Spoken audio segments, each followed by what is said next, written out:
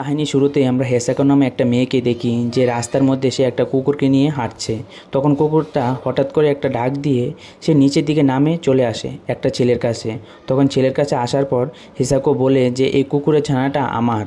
তখন হেসাকো আবার বলে যে আমাকে ক্ষমা করবেন। তখন সেই ছেলেটা বলে ওঠে যে আপনি কি ওই যে বড় একটা বিল্ডিং দেখা যাচ্ছে টাওয়ারে, সেখানে আপনি থাকেন তাই না? তখন হেসাকো বলে যে হ্যাঁ, ওখানে আমরা থাকি। আর আমরা কি আগে কোনো সময় আমাদের সাথে কি দেখা হয়েছে কোনো সময়? তখন সেই ছেলেটা বলে ওঠে যে না, আপনার সাথে কোনো সময় আমার দেখা হয়নি, আমি শুধু আপনাকে আশেপাশে দেখেছি হাঁটছেন তাই। তখন হেসাকো বলে ওঠে যে আমার অবিশ্বাস হচ্ছে যে আমার যে এই কুকুরের ছানাটা আছে সেটা শুধু আমার ছেলে আর আমার স্বামী ছাড়া কারোর সাথে তো খুলে মিলে না। ও এসে কিভাবে আপনার কোলে উঠে এতভাবে শান্তভাবে ও রয়েছে। তখন সেই লোকটা বলে ওঠে যে কি আপনি কি বিয়ে টিয়ে করেছেন নাকি, আপনার কি স্বামী আছে নাকি? তখন হেসাকো বলে যে হ্যাঁ, আমার স্বামী আছে আর আমার একটা ছেলেও আছে। তখন সেই লোকটা বলে যে আপনার স্বামী কি করে? তখন হেসাকো বলে যে ও বাইরে থাকে ব্যবসা কাজের জন্য, আমি আর আমার ছেলেই শুধু রুমের মধ্যে একা থাকি। আরেকটা কথা বলে দেই, ওর যখন স্বামীর কথাই শুনে ওর মাথার মধ্যে একটা সাউন্ড আসে, ও মাথা ঘোরাতে শুরু করে। তখন ও এখানে মাথা ঘুরিয়ে ফিট হয়ে পড়ে যায়। তারপর তাকে নিয়ে সেই লোকটা তার ঘরের মধ্যে নিয়ে যায়। তারপর তাকে একটা চা বানিয়ে এনে দেয় যে ওকে খাওয়ার জন্য, ওর মাথা প্রচণ্ড ব্যথা করছিল। তখন ওখানে তাদের মধ্যে কথা হচ্ছিল, তখন আমরা জানতে পারি যে সেই লোকটার নাম বাবা। তখন হেসাকো জিজ্ঞাসা করে যে বাবা, আপনার কোনো ফ্যামিলি মেম্বারের মধ্যে কেউ নেই? তখন বাবা বলে ওঠে যে আগে ছিল, এখন আর আমার কেউ নেই। আর আগে আমি সে টাওয়ারের মধ্যেই থাকতাম যেখানে আপনি এখন থাকেন। আমাকে আমার ঘর থেকে বাইর করে দিয়েছিল, তার জন্য আমি এখানে এসে একা একা থাকি। তখন হেসাকো বলে ওঠে যে কেন আপনাকে আপনার বউ বাইরে থেকে বের করে দিয়েছে কেন? তখন বাবা বলে ওঠে যে আমি আমার বউকে ধোঁকা দিচ্ছিলাম তাই। তখন এসব কথা শুনে হেসাকুর আবার মাথা ঘোরাচ্ছিল। তখন হেসাকু কোনো ধোঁকা শব্দ নামে এরকম ও শুনতে চায় না, ও শুনতে পারে না। তারপর ও এখানে ফিট হয়ে যায়। তারপর ও ঘুমিয়ে থাকে আর ওর পাশেই বাবা বসে থাকে যে ও কখন ঘুম থেকে উঠবে। তারপরে ওখানে বাবারা সহ্য তারপরে ওখানে বাবারা সহ্য হচ্ছিল না যে তার সাথে গুলুগুলু করবে। বাবা তাকে চুমু দিতে শুরু করে। তখন সেও বাবার সাথে অ্যাক্টিভ হয়ে যায়। তারপর হেসাকুও এখানে তাকে চুম্মা দিতে শুরু করে। তখন তাদের মধ্যে চুম্মাচাটি চলছে। তখন হঠাৎ করে সে দেখে যে তার যে কুকুরের বাচ্চাটা আছে, কুকুরের বাচ্চাটাকে, তখন সে লাফ দিয়েও উঠে যায়। হেসাকো বলে যে আমি এসব কি করছি, কারণ আমার স্বামী আছে, আমার ছেলে আছে, আমি এসব আপনার সাথে করাটা আমার ঠিক হচ্ছে না। তারপর ও এখান থেকে উঠে দৌড়তে শুরু করে, কিন্তু ওখানে যে বাবা আছে, বাবা তাকে বলে যে আবার যেন ও এখানে ফিরে আসে, তার সাথে গুলুগুলু করবে। তারপরে হেসাকা দৌড়ে তার রুমে চলে যায়। তারপরে আমরা দেখি যে হেসাকা তার বান্ধবীর সঙ্গে বসে চা খাচ্ছে। তখন তার বান্ধবীরা অনেক কথাবার্তা বলছে। তারপর কথাবার্তা বলতে বলতে শুরু করে যে একজন একজনকে ধোঁকা দিলে তো এরকম অনেক প্রবলেম আসবে লাইফের মধ্যে। তখন এসব কথা শুনে হেসাকার আবার এখানে মাথা ঘোরাতে শুরু হয়। তখন হেসাকা বলে যে আই এম সরি, আমার এখন মাথাটা প্রচণ্ড ব্যথা করছে, আমার এখন ঘরের মধ্যে যেতে হবে। তখন তার বান্ধবীরা ওখানে বলছে যে হেসাকো এসব কথা শুনতে পারে না, কারণ ও একটু মন থেকে একটু নরম। তারপরে আমরা দেখি যে হেসাকোকে সে একটা ব্রিজের নিচে এসে দাঁড়ায়।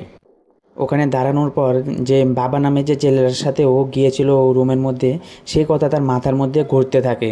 তারপরের দিন হেসাকো আবার যে জায়গাটার মধ্যে ওই বাবা নামে ছেলেটার সাথে ওর দেখা হয়েছিল সেখানে আবার যায় সে তার কুকুর বাচ্চাটাকে নিয়ে। তো গিয়ে দেখে যে বাবা ওখানে নেই। তারপরে হেসাকো যে বাবার রুম আছে সে বাবার রুমের মধ্যে চলে যায়। তখন বাবা রুমের মধ্যে ওই বেল বাজিয়ে যখন বাবা দরজা খুলে দেখে যে হেসাকো দাঁড়িয়ে আছে। তারপর বাবা হেসাকোকে টান দিয়ে ঘরের মধ্যে আনার পর তাদের মধ্যে চুম্মাচাটি শুরু হয়ে যায়। তারপরে তারা দুজন মিলে ওখানে গুলুগুলু করতে শুরু করে। তারপরের দিন আমরা দেখি হেসাকোর ছেলে হেসাকোকে জিজ্ঞাসা করছে যে তোমার মাথা ব্যথা কি আবার শুরু হয়েছে নাকি? তখন হেসাকো বলে যে না না, এরকম কিছু না, দাঁড়াও, তোমার জন্য আমি খাবার কিছু বানাচ্ছি এখন।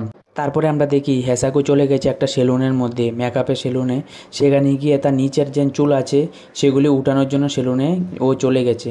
তারপর সেখানে উঠানোর সাথে সাথে সেই যে মহিলাটা উঠিয়েছে সেই মহিলাটা বলে এখানে যারা আসে তারা বলে যে তাদের স্বামীর সাথে ওরা ধোঁকা করছে, ওরা চিটিং করছে, অন্য ছেলের সাথে গিয়ে ওরা গুলুগুলু করে। এইসব কথা হেসাকো শুনে ওর আবার মাথা বেদনাতে শুরু হয়। তখন এখান থেকে উঠে আবার দৌড়ে চলে আসে। তখন বলে যে এসব করা পাপ, এসব কিছু।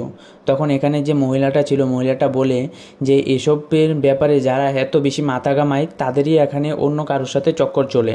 তারপরে আমরা দেখি যে হেসাকো আবার চলে গেছে যে বাবা নামের যে ছেলেটা আছে তার সাথে গুলুগুলো করার জন্য। তারপর তাদের মধ্যে অনেকক্ষণ ধরে এরকম গুলুগুলু চলতেই থাকে। তারপরে আমরা দেখি যে হেসাকো মি নামে একজন মহিলার কাছে বলছে যে এরকম ধোঁকাবাজি করাটা সেটা ভালো না, সেটা আমি জানি, কিন্তু আমি কি করব, ও যখন আমাকে টাচ করে তখন আমার শরীরের মধ্যে অনেক কিছু চলতে শুরু হয়। ও আমাকে অনেক ভালো করে আরাম দিতে পারে, আমি কি করব, ওর কাছে আমি যেতেই হয়। তখন ওখানে মি নামে যে মহিলাটা আছে, মহিলা বলতে শুরু করে যে এই যে তোমার মাথা ব্যথাটা সেটা কিন্তু অনেক বড় প্রবলেম হয়ে দাঁড়াচ্ছে। তখন হেসাকো বলে ওঠে যে এটার জন্য আমি অনেকবার ডাক্তারের কাছে অবধি গিয়েছি, কিন্তু ডাক্তার এটার জন্য কোনো ওষুধ অবধি আমাকে দিতে পারেনি। তখন মি নামে মহিলাটা বলে ওঠে যে তোমার যে পুরো শরীরটা আছে এটা একদম ভালো, একদম পবিত্র একটা শরীর। দুঃখ আর সুখ দুটোটা মিলে তোমাকে একটা মেসেজ দিচ্ছে তারা। আর তুমি একটা গম্ভীর মহিলা, যে অনেক কিছু নিয়ে তুমি ভাবতে শুরু করো। আর তুমি কি ভাবছো যে তুমি এসব যে তোমার মাথার মধ্যে চলছে, তুমি এসব থেকে তুমি দূরে চলে যেতে পারবে। তারপরে আমরা দেখি যে হেসাকা তার ছেলের সাথে বসে ও খাবার খাচ্ছে। তখন তার ছেলে বলে ওঠে যে বাবা জানি কী করছে, এখনও অবধি আমাদের সাথে কোনো সম্পর্ক নেই। তখন তার মা বলে ওঠে, হেসাকা বলে ওঠে যে কী করছে, এখনও তো আমাদের সাথে কোনো দেখা বাড়া কোনো কিছুই করে না, শুধু মান্থলি টাকা পাঠায় এসবই তো করে, আর কোনো কিছু তো করে না। তখন এসব কথা শুনে হেসাকার আবার এখানে মাথা ঘুরতে শুরু হয়। তখন হেসাকার ছেলে বলে ওঠে যে মা, তোমার যেন ভিতরে কি চলছে সেটা কিন্তু আমি জানি, তুমি বাইরে গিয়ে কোথায় কোথায় কি করছো সেটা কিন্তু আমি জানি। তখন ওখানে হেসাকা হেসে দিয়ে বলে যে এসব তুমি কি বলছো, আর কোনো মাই কোনো বাচ্চা থেকে কোনো কিছু লুকায় না। কিন্তু হেসাকার মনের ভিতরে তো চলছে যে ও বাবার সাথে গিয়ে যেন গুলুগুলু করে। তারপরে আমরা দেখি যে হেসাকা বাবা তারা দুজন মিলে আবার গুলুগুলু করতে শুরু করে সেইভাবে। তারপরে তাদের মধ্যে যখন গুলুগুলু শেষ হয়ে যায়, তারপর হেসাকা যখন ও বাড়ির দিকে রওনা দেয়, তখন দেখি যে তার ছেলে তাকে ফলো করে এখানে এসেছিল। তার ছেলে তার দিকে তাকিয়ে রয়েছে, কিন্তু সে এখানে হেঁটে সোজা চলে যাচ্ছে। তারপরে আমরা দেখি যে হেসাকা তার বান্ধবীর সাথে আবার বসে খাবার খাচ্ছে। তখন তার বান্ধবীরা তাকে বলছে যে তোমাকে আগের থেকে এখন সুন্দর দেখতে লাগছে, এমন তো না যে তোমার কারোর সাথে গুলুগুলু এখন অ্যাফেয়ার চলছে। তখন ওখানে হেসাকা রাগ হয়ে যায়, তখন রাগ হয়ে বলে যে এটা আমি কোনো সময় ভাবতে পারি না যে এসব গিয়ে আমি করব, তোমরা এসব কী বলছো। তখন তার বান্ধবীর মধ্যে একজন বলে ওঠে যে আমরা তো তোমার সাথে এখানে শয়তানি করছিলাম, তুমি এত সিরিয়াসলি কেন হয়ে গেছো। তারপরে আমরা দেখি যে হেসাকা ঘরের মধ্যে এসে শুয়ে আছে। তখন তার ছেলে আসে, এসে বলে যে তোমার কি হয়েছে। তখন হেসাকার প্রচণ্ড মাথা ব্যথা করছিল, ও মাথা ব্যথায় কান্না করতে শুরু করে দেয়। তখন হেসাকা বলে ওঠে যে আমার কিছু হয়নি, এখন আমার একটু হালকা মাথা ব্যথা করছে, আমি কিছুক্ষণ একা থাকলে তারপর আমার মাথা ব্যথা শেষ হয়ে যাবে। কিন্তু তার ছেলে তাকে হাত ছাড়ছিল না যে ওকে একা ছাড়বে। তখন সে বাবাকে কল করে বলে যে এখন আর আমাদের মধ্যে গুলুগুলু হবে না, কারণ আমাদের মধ্যে ডেইলি এখন গুলুগুলু হচ্ছে, এখন আমাদের মধ্যে গুলুগুলু ফুললি স্টপ। তারপরে এখানেই পুরো কাহিনী শেষ হয়ে যায়। আর আপনাদের কাহিনীটা কীরকম লেগেছে সেটা কিন্তু কমেন্ট করে জানাতে ভুলবেন না। তো আজকের জন্য বাই। আর যদি ভিডিওটা ভালো লেগে থাকে তাহলে নিজের কাছের মানুষের সঙ্গেও শেয়ার করে দিতে পারেন।